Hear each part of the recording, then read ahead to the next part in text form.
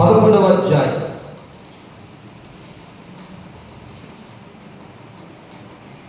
మొదటి వచనం.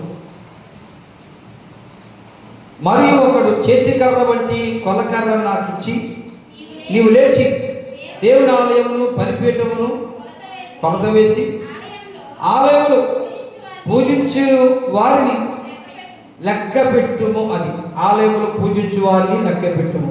లూకాసు వార్త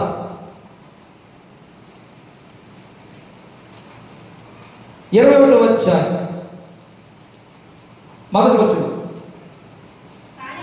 కానుక పెట్టెలు తమ కానుకలను వేయుచున్న ధనవంతులను ఆయన పారచూసేది.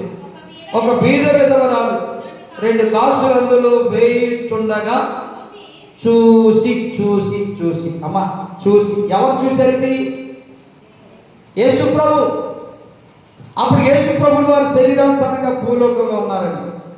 పాపుల రక్షకుడిగా పుట్టాడు, భూలోకంలో జీవిస్తున్నాడు, కానుకలు పెట్టిగాడు ఉండి చూస్తున్నాడు. ఆ కాలంలో శరీరానుసారంగా ఉండి చూశాడు. ఈ కాలంలో ఆత్మస్వరూపుడుగా ఉండి చూస్తున్నాడు. నీకు కనపడు, నాకు కనపడు, కానీ ఆత్మస్వరూపుడు ఆయన. ఇది ఆయన ఆలయం, ఆయన నిలయం, ఆయన ఉండే సన్నిధిని. ఆయన ఉంటాడనే భయమన్నందా మనకి? ఆయన ఉన్నాడనే భయముంటే టయానికి ప్రార్థనకు వస్తారు. ఆయన ఉంటూ చూస్తున్నాడని భయముంటే ఆ పిడికెళ్ళ రైస్ తీసుకుని వస్తారు. కొంతమంది సిగ్గెక్కువ డబ్బా మోసుకెళ్తుంది, ఎంత అంటారేమో, హీ అని నవ్వుతారేమో, సిగ్గేసి నువ్వు అది తీసుకురాకలేకపోతున్నావు. అది తిన్నది నీ శరీరానికి ఆరోగ్యకరంగా ఉన్నట్లా. నీ పిండి పిసుకుతో నేను దీవిస్తానన్నాడు. ఎప్పుడంటే ప్రథమ గుప్పుడు తీసి నువ్వు దాంట్లో వేసినప్పుడు, అది తిన్నప్పుడు నీ శరీర ఆరోగ్యకరంగా ఉంటుంది. అది నువ్వు చేయట్లేదు. చూశాడు, మీ జీవితాలను చూశాడు, మీ ప్రవర్తన చూశాడు. అందుకే దేవుని ద్వారా చాలామంది కుటుంబాలలో కరువు ఏలుబడి చేస్తుంది. ఇక్కడి నుంచైనా బుద్ధి మార్చుకొని ప్రతి ఒక్కరు వచ్చేటప్పుడు బైబిల్ ఉండాలి, పాటల పుస్తకం ఉండాలి, 7-14 రైసు ఆ డబ్బా కూడా ఉండాలి. సిగ్గుపడ్డారా? నేను కూడా సిగ్గుపడతానన్న అక్కడ. ఇక్కడ తండ్రి ఎదుట మీరెవరో అని ఒప్పుకోవడానికి నేను సిగ్గుపడతాను అన్నాడు. దేవుడు సిగ్గుపడతాడు. తండ్రి సిగ్గుపడితే, తండ్రి ఎదుట యేసు ప్రభు సిగ్గుపడితే మీరు ఎంతరా? నా ద్వారానే వెళ్ళాలి తండ్రి దగ్గరికి. ఏ కుబేరుడైనా, ఏ ధనవంతుడైనా, ఏ రాజకీయ నాయకుడైనా నా ద్వారానే తప్ప తండ్రి ఎదుట ఎవడు వెళ్ళలేడు. యేసు ప్రభు నువ్వెవరో నాకు తెలియదంటే నీ పరిస్థితి ఏమిటి? మీరు అన్నం అనుకోవట్లేదా? చెప్పట్లేదా? కొడుతున్నారుగా. దేవుని వాక్యం ఉందా లేదా? ప్రథమ ఫలము దేవుని ఉందా లేదా? మొదటి గుప్పుడు దేవునికి ఇవ్వాలని ఆలోచన ఉందా లేదా మనకి? మరి ఆ ప్రకారం చేయకపోతే మరి మీరు అందరూ ఆడిపోతారు, నరకానికే పోయేది. ఆశీర్వాదాలు పొందుకుంటారు మీరు.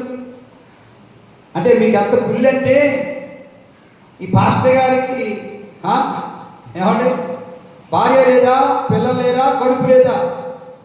కడుపు ఉందిగా, తినాలిగా పాస్టర్ గారు అన్నాం.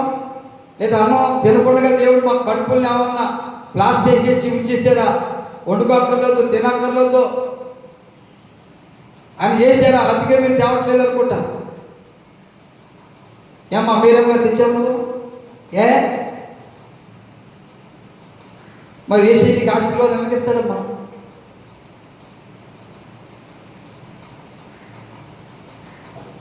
మరి ఎప్పుడు తెద్దాం? తేవాలని మనసు లేదా? ఇవ్వాలని మనసు లేదా? లేకపోతే బైబిల్లో చెప్పలేదా దేవుడు? ప్రతి క్రమమును బైబిల్లో చెప్పాడు.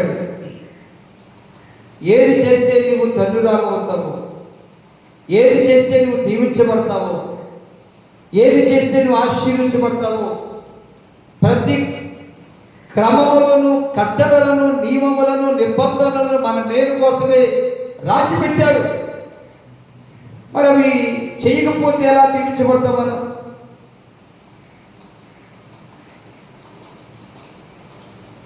డాక్రా గ్రూప్లో మీకు లోను రాయాలంటే మీ పేరు లేకపోతే లోన్ ఇస్తారా? ఆధార్ కార్డు పెట్టకపోతే లోన్ ఇస్తారా?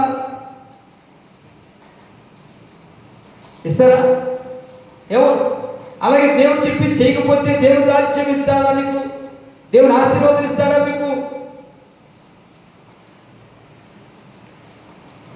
అందుకే కదా దరిద్రత అనిపిస్తున్నారు, అందుకే కదా శ్రమలు అనిపిస్తున్నారు.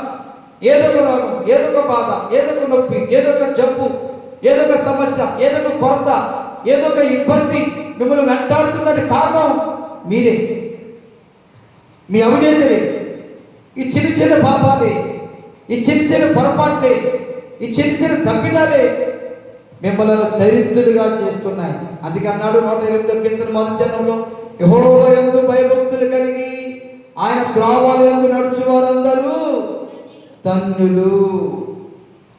ధన్యత పోగొట్టుకుని దరిద్రం కనిపిస్తున్నామంటే ఆయన త్రోవలను నడవట్లేదు. ధన్యత పోగొట్టుకుని దరిద్రం కనిపిస్తున్నామంటే ఆయన కట్టడలు పాటించడం లేదు, ఆయన ఆజ్ఞలను అనుసరించడం లేదు, ఆయన శాసనాలను పాటించడం లేదు. మీకు ఒక విషయం చెప్తున్నాను. గవర్నమెంట్ వారు ఒక రూల్స్ పెట్టారు. రోడ్ అంతా వెళ్తుంటే రైట్ సైడ్ నుంచి వెళ్ళాలి, నా బైకు రైట్ సైడ్ నుంచి వెళ్ళాలి. అదే లెఫ్ట్ సైడ్ నుంచి వెళ్తే ప్రమాదం, యాక్సిడెంట్, నష్టం, డేంజర్.